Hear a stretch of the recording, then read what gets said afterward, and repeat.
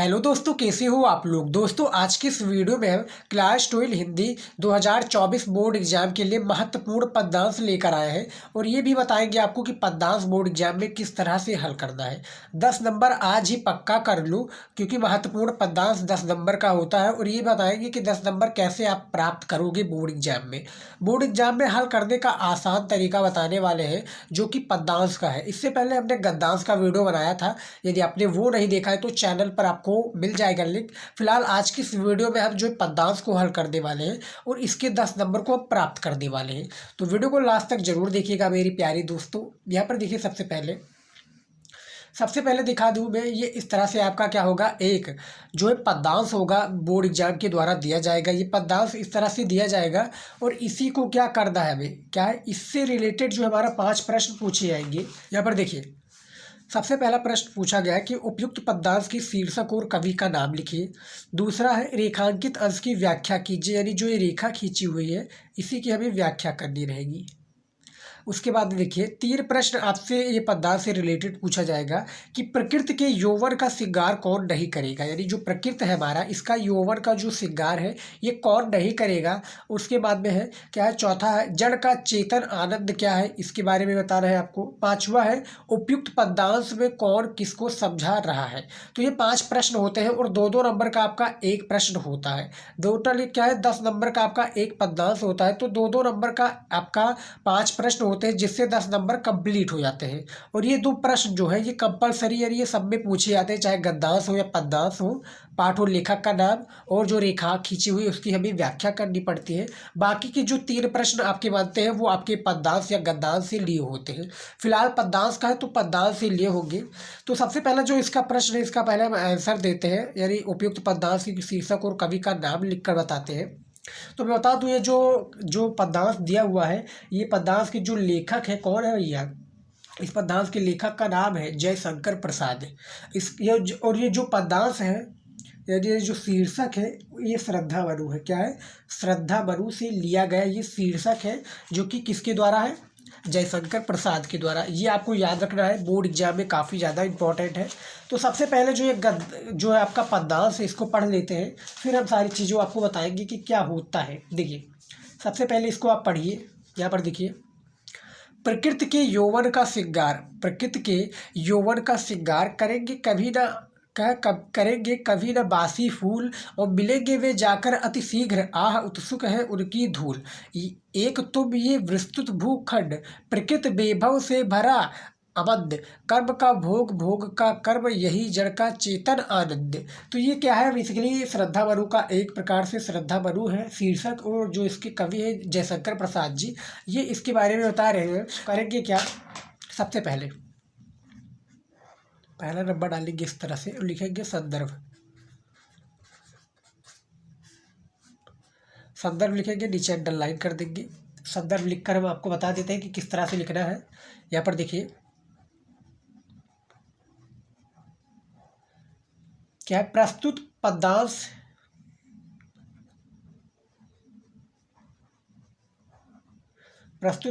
फिर हमारा red pen का क्या है, यहाँ पर रेड पेन का यूज बिल्कुल भी नहीं कीजिएगा स्टूडेंट, यहाँ पर ब्लैक और ब्लू के अलावा। क्या है, प्रस्तुत पद्यांश श्री जयशंकर प्रसाद,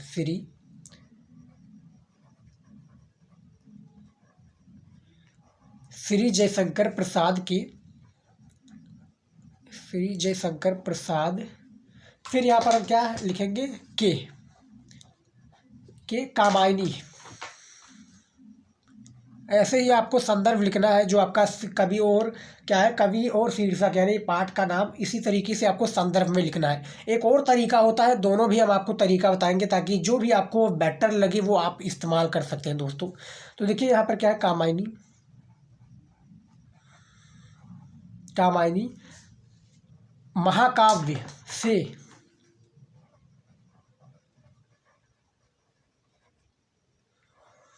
कामायनी महाकाव्य से। राइटिंग पे मत जाइएगा स्टूडेंट, आपको बोर्ड एग्जाम में राइटिंग का यूज करना है। हमारी राइटिंग अच्छी नहीं है, लेकिन प्लीज़ आप राइटिंग से लिखिएगा बोर्ड एग्जाम में। हमारी पाठ्य पुस्तक,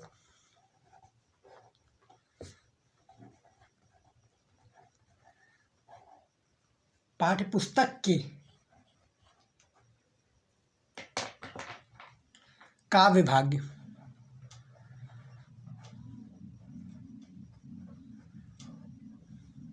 पाठ्य पुस्तक के काव्य भाग्य में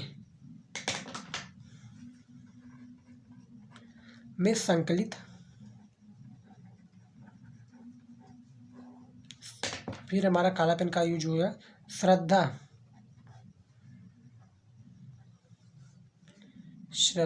मनु शीर्षक।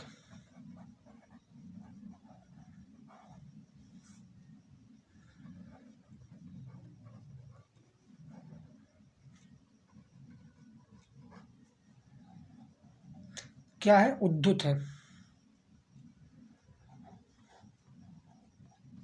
यहाँ पर देखिए स्टूडेंट, हमने संदर्भ को लिख दिया, जैसे कि पूछा गया है कि प्रस्तुत पद्यांश श्री जयशंकर प्रसाद के कामायनी महाकाव्य से हमारी पाठ्य पुस्तक के काव्य भाग से क्या है, काव्य भाग में संकलित श्रद्धा मनु क्या है, शीर्षक कविता से ये उद्धृत है। क्या है? शीर्षक कविता से जो है ये उद्धृत है, यानी क्या है, कहने का तात्पर्य लिया गया है। तो संदर्भ ये होगा, 2 नंबर आपको यहाँ पर भी मिल जाएगा। और एक अथवा करके भी आपको लगाना पड़ेगा, तो यदि आप अथवा लग करके ये वाला करना चाहें तो ये वाला भी कर सकते हैं।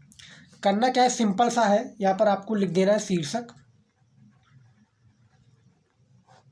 यहाँ पर लिख देना है कवि का नाम।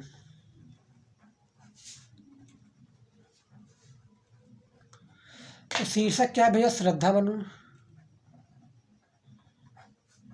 मनु, कवि का नाम जयशंकर प्रसाद।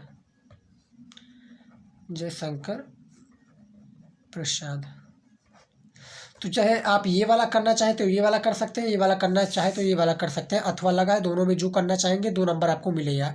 दूसरा क्या है भैया? रेखांकित अंश की व्याख्या, यानी ये जो खींचा हुआ कि कर्म का भोग क्या है, कर्म का भोग, भोग का कर्म, यही जड़ का चेतन आनंद। तो इसी का हमें क्या है, इसका रेखांकित अंश की व्याख्या करनी है। तो यहाँ पर देखिए व्याख्या भी हमने किया हुआ है। देखिए, निराश मनु को समझाते क्या है, निराश मनु को समझाते हुए श्रद्धा कहती है कि हे मनु, प्रकृति वैभव से संपन्न इस संसार में क्या है, पूर्वकृत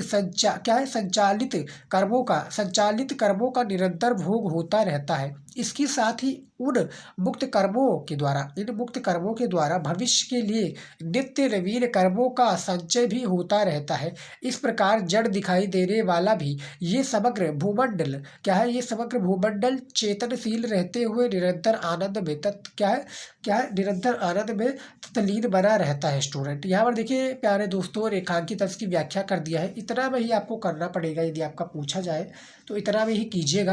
फिर आपको करना क्या है, फिर डालना है आपको तीसरा नंबर।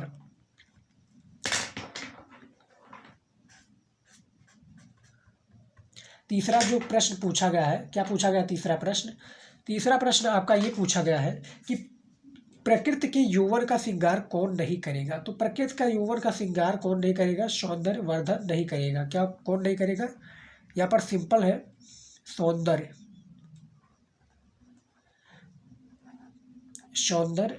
वर्धन। बस आपको इतना ही लिख देना है, 2 नंबर यहाँ पर भी मिल जाएगा। देखिए छोटा छोटा क्वेश्चन होता है, मैं दिखा दूँ, छोटा छोटा ही इसका आंसर देना पड़ता है। ये देखिए, उसके बाद में जड़ का चेतन आनंद क्या है, तो यहाँ पर देखिए पूर्वत संचालित कर्मों का निरंतर भोग एवं मुक्त कर्मों के द्वारा भविष्य के लिए नित्य नवीन कर्मों का संचय ही जड़ का चेतन आनंद है। जैसा कि आपने जो रेखांकित अंश की व्याख्या में किया है यहाँ तक, उसी में आपको इसी तरीके से करना रहेगा। कॉपी में आपको इसी तरीके से लिखना है, स्टूडेंट याद रखिएगा।